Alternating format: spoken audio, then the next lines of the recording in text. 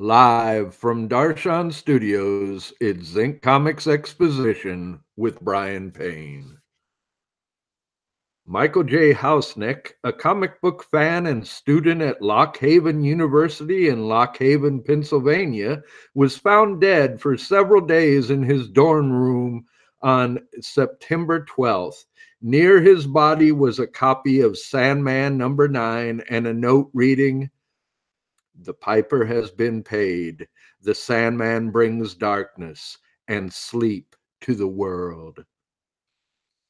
The police initially suspected suicide, but by September 16th had turned their attention to Michael A. McGarvey, a fellow student and comics fan at the university, who is believed to have been Hausnick's lover. The police were saying a comic book was responsible for a suicide. Sandman is written by Neil Gaiman and drawn by various artists, and has been described by publisher DC as horror-edged fantasy. Sandman 19, illustrated by Charles Vess, depicted a group of supernatural beings watching the first performance of Shakespeare's A Midsummer Night's Dream. Well, that's an actual article in the latest issue of Amazing Heroes that I'll be covering today. And just like with Marilyn Manson and the Columbine shooting, they were trying to blame Sandman 19 for this suicide, which ended up being a murder, and the Sandman comic was thrown in as a red herring to make people throw off the scent and think it was a suicide. I just thought that, and I've looked into this. I Googled the case, and it's a real thing. They did do this. And for a long time, they were trying to make Sandman have the blame for this crime. But in the end, it proved not to be the case.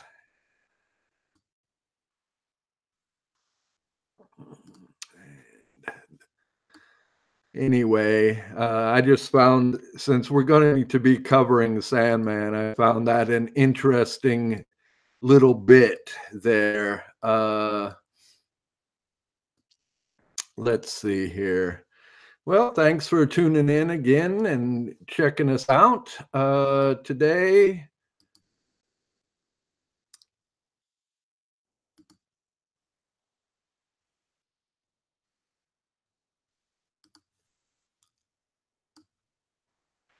Okay, there's the issues we'll be dealing with today. That's Amazing Heroes number 184. 185 and 186, November and December of 1990. And as you can see, interviews with Neil Gaiman and Mike Dringenberg. I'm not sure how you pronounce that name. But anyway, Sandman gets a lot of accolades. I'm not the hugest fan of Sandman. I've read a lot of it. I read the first 4 issues, but I quit right around the time the original penciler, Sam Keith, quit. One thing about Sandman is it's in every library, so you can always, and I've taken out volumes and read quite a bit of it through the years, but I only actually bought those first 4 issues, 5 issues, something like that, maybe 6. And Neil Gaiman has gone on to write a lot of comics, and he's a pop star, one of the pop stars of the comic book field. But I've never been as enamored with his writing as other people have. Maybe it's too literate for me. I don't know, but some people like him more than Alan Moore. I've always liked Alan Moore more. No pun intended. But anyway, let's start with the artist. Penciler and inker Mike Dringenberg. Dringenberg? I'm really having a hard time with that name. Dringenberg. Dringenberg. Maybe it is Jen. Dringenberg. Anyway, we'll call him Mike D from now on. The way I got the job was being in the right place at the right time. Sam Keith and I go back a few years. He wasn't too thrilled about the fellow they had planned to ink him, and he called me up one afternoon and said, "You know how we're always talking about working together? How about you ink my Sandman pages?" So that's basically how Mike Dringenberg got the gig. He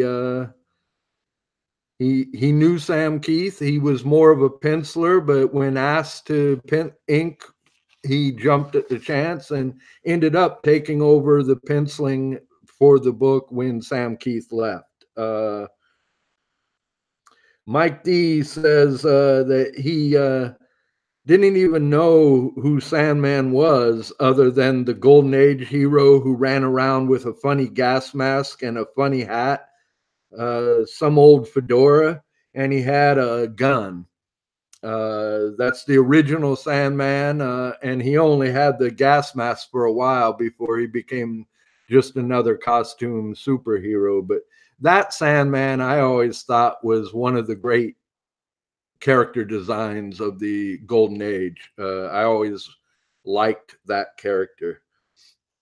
But the Sandman Neil Gaiman wrote was an entirely different character altogether.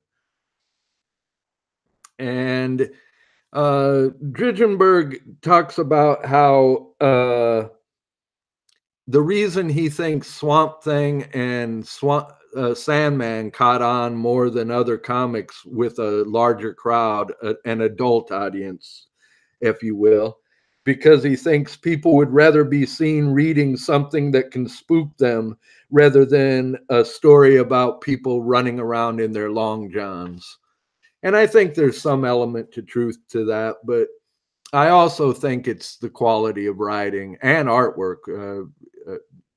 The artwork on Sandman was always pretty stellar. He always had different artists, but those original ones with Sam Keith, who went on to draw what is that series for Image that he did?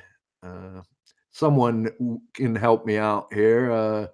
I'm drawing a blank. It's another series I never read much. I kind of read comics from the late 80s to the early 90s religiously. And then it was kind of hit and miss, and I wasn't getting stuff off the news rack. When I first got into comics, I was already an adult, and I used to take a train ride from the Chicago suburbs into the city every day to work. And at one end of the train line, there was a White Hen Pantry, which is kind of like a 7-Eleven in Illinois, or used to be when I lived there. And they had a spinner rack. And then at the other end, there was a large newsstand right by the train station. So a lot of times I would pick up anything off the rack just for something to read on my train ride, because it was like over an hour each way. So I spent 2.5 hours on the train commuting every day. So I would buy these comics, and that's where I got into comics. But I really didn't know what was good and bad, but I quickly sussed it out. But this was before Sandman came along, and I wasn't going to comic book stores then either. This was directly off the rack, just whatever interested me. I ended up buying a lot of Drek because it had a Bill Sinkovich cover, and I didn't have time to look through the contents, and I was like, oh, that looks good. Then I realized the cover was the thing that I was attracted to, and the insides didn't live up to the cover art. But this was a good time for comics. You had Bissett and Taltobane and more on Swamp Thing. You had Walt Simonson doing Thor. You had John Byrne doing Fantastic Four and Alpha Flight. You had the Batman was being penciled by Gene Colan and written by David Mensch. So a lot of this stuff was really good comics. Some of a good era of comics, some of really top tier stuff. And fortunately, I figured out quickly which ones to buy and which ones to ignore. And but that's how I got into comics, was reading them on the train, commuting back and forth from the south suburbs of Chicago to Chicago. But Mike D is talking about how Sandman is a character you really can't pin down. He's the character you can do anything with. Look at what he's been. He's been a death rocker. He wears his mystic cloak. He's been an alien insect. He's been a cat twice. He's been black. All these things because he's an unlimited character. He's an interesting character. And he talks about how a lot of it's drawn from life, and that he does use photos for things, but it's not totally photo reference. But he has actual people in mind that when he thinks of when he's drawing the characters.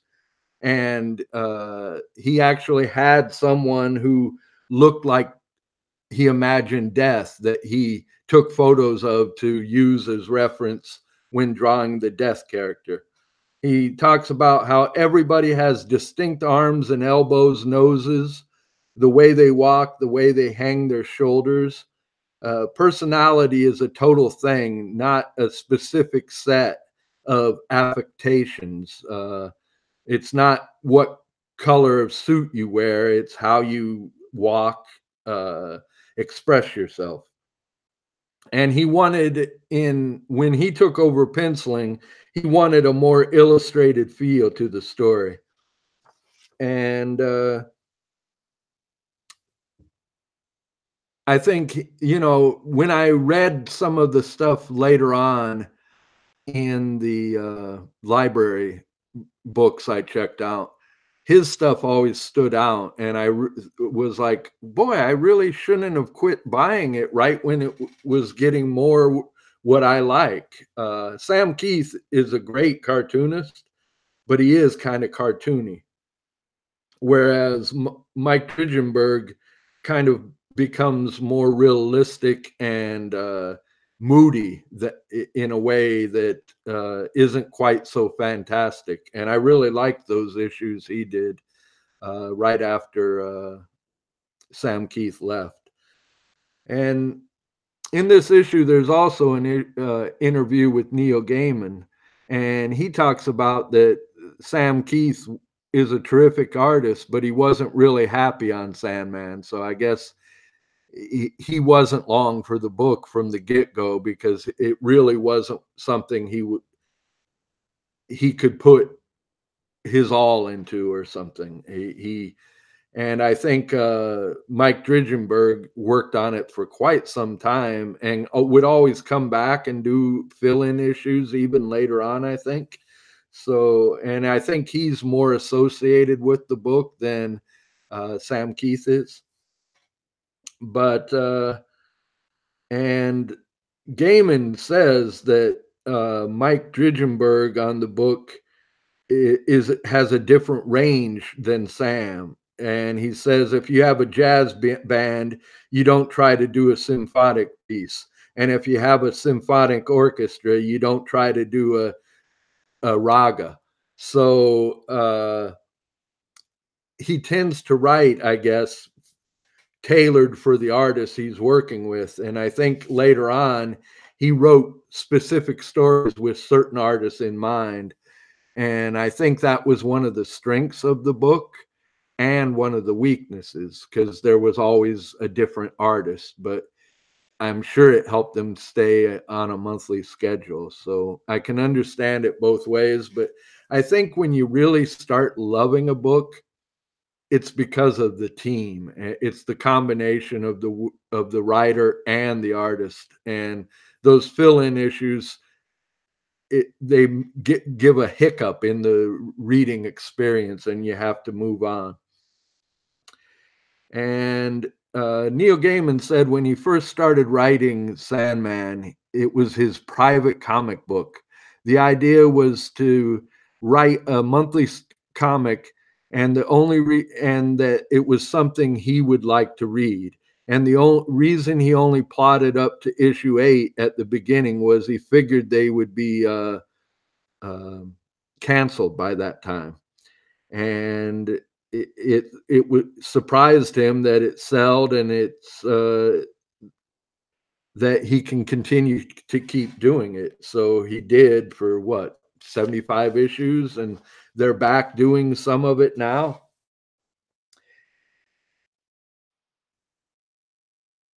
And he says that he's talking about comics that he doesn't like a general label on them, because, or a genre label, because they're just comics, uh, and that they can be anything. You can do horror, you can do crime, you can do whatever genre you want, but they're comics. And he says that Sturgeon's law applies. 90% of science fiction is crap, but 90% of everything is crap. Right now, in comics, particularly, 10 years ago, 99% of comics were crap. Now it's 90%. There's 10% of good, solid, readable stuff out there. And that's kind of what I was talking about earlier with the comic, that it was a good time, the late 80s to the early 90s. Now, it might just be because that's when I came into the whole comic scene and started reading, so I have a fondness in for that era. But I do think that that was a good era of comics, and I think history will bear that out. And one thing funny that Gaiman says is in most superhero comics, the fight scene is the equivalent of the sex scene in a porn movie or the song in the musical. It's what you feel you need, and you feel cheated if you don't get. So, and there is some, there does seem to have to be the obligatory fight scene. And in one issue of Sandman that people keep coming up back to is in issue 14, he had a serial killer convention. And that probably is why it got linked to the crime in the first issue, perhaps. But he says that he wanted to write all the serial killers as fucked up people because he was worried that if a bunch of serial killers had started having conventions and getting more efficient and trading methods because they read Sandman, uh, he couldn't cope with that. And so he didn't want to be the originator of the serial killer convention where they got together and discussed their techniques and how to be a better serial killer. So And that issue is a memorable one. I remember reading it in one of the volumes from the library. I get them all confused because I've read them in many different forms in individual books, in the absolute edition, which has it all in there. So it kind of becomes one whole book. And but I thought that was funny. And Sandman, again, is something I check out from the library every couple years to and start rereading, and because I feel like I missed the boat. But again, every time I read it, it's like it's really not my thing. Although I know it's a great comic, but it's not one that I'm a completist on and have to have every issue or read the entire series. Although I do think I've put a pretty big dent in it. Now we're going to talk about Dennis Cohen.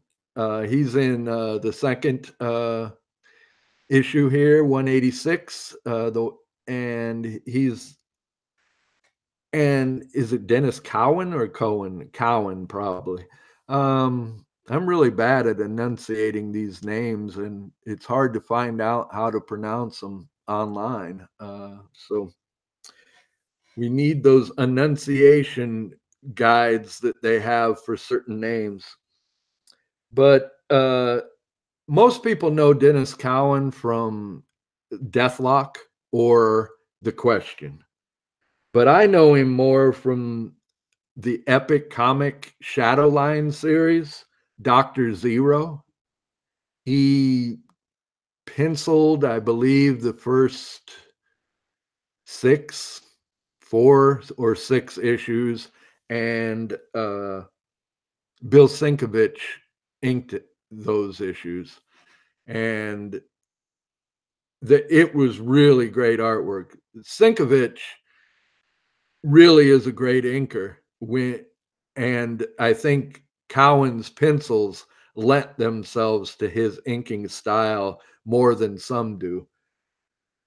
Sienkiewicz does tend to overpower the pencils, and it becomes, oh, that's Sienkiewicz. But I think Cowan had enough line work underneath that it was clearly his as well, because he has a unique working art style as well.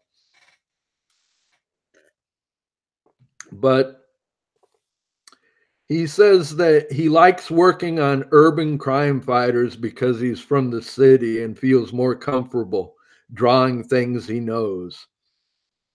He also admits that he doesn't really like superheroes. He likes The Question because he's not a superhero. And it could be one of the reasons The Question never sold that well, because he doesn't have a costume. And that is true. I think a lot of people just like those colorful costumes. And I know a lot of art gets prettied up with the color, and they forget about the basic artwork. And if the colors are nice, a lot of people are attracted to that. Me, I'm a black and white guy, so I would prefer to see all comics in black and white. And Cohen says that he's eager to explore as many aspects of doing art in comics as he can. He feels like in order to be a complete artist, you have to be able to do it all. And he'd eventually like to have control over all the projects he's working on and take over the writing even. And he says he wants to do comics for people with an Afrocentric point of view than your standard superhero type stuff that's out there. He says in comics, minorities, women, specifically blacks, have never been represented accurately.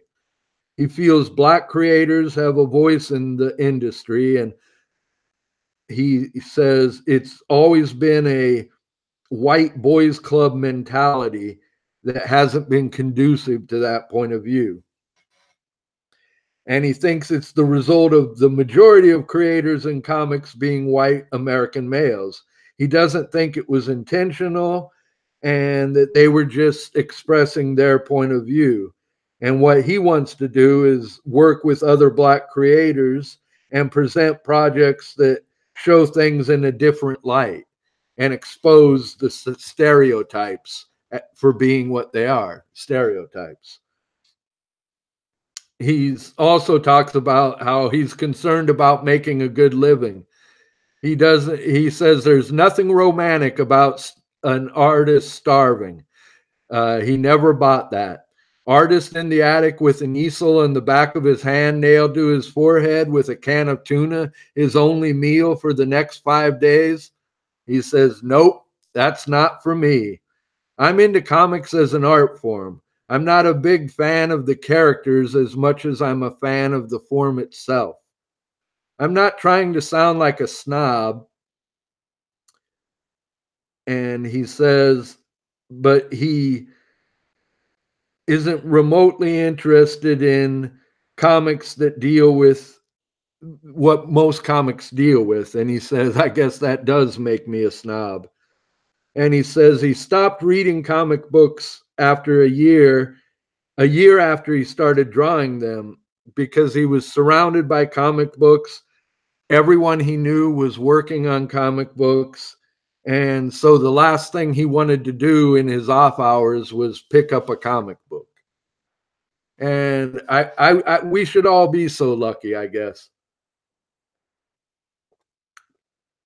And a lot of people compare comics to movies, and nowadays people act like comics, the goal of a comic is to have a movie made. But let's face it, there's very few really good comic book movies. And he talks about how he realized comics aren't movies. It's hard to use a cinematic approach on something that does not move. Comics are not film. They don't have the same properties. It's a whole host of other things that make it very exciting. He says he's less interested in what a camera does rather than in making a good, strong picture or a strong series of pictures. Film just stays in one box. And if it has one frame, you can't enlarge it, you can't shrink it. You have to operate within that confined space. With comics, on the other hand, you have the opposite. You can manipulate a page a trillion different ways. The possibilities are endless. And that's definitely true. Drawing is drawing. There's never been a clear difference between inking and penciling. He says he gets whatever effect he wants with whatever tools he's using. He's not a slave to the materials. It's the medium he's working in. And everybody always asks, critiques other cartoonists. I'm guilty of it myself, even though I try not to, because nobody, nobody needs a critic telling them what art is. You know instinctively. But he says he doesn't judge other comic artists. He realizes how hard it is to do what we do. So it's really difficult for me to look at someone's work and go, well, this guy's a hack, but this other guy's doing real art. I don't look at it in those terms. I find it very hard to put down another guy for trying to make a living. It's not about working when you feel like it or nailing your hand to your forehead, agonizing over what needs to be done. You just do what needs to be done. Sometimes you'll have to work a little faster, but you've got commitments that need to be fulfilled. I work on 4 books a month. Nobody could do that nowadays, work on 4 books a month. It seems that nowadays people don't stick around on books the way they once did. And I think that's what I really liked, was art teams that did, a couple years worth of books, 10, 20, 25. I think a long run on a series really does make a book better. And I recommend all those books we talked about. And I like getting in the heads of the people who create comics because a lot of this stuff makes me think and reaffirms things I'm thinking about. Anyway, that's all for this week. Until next time, think Zinc.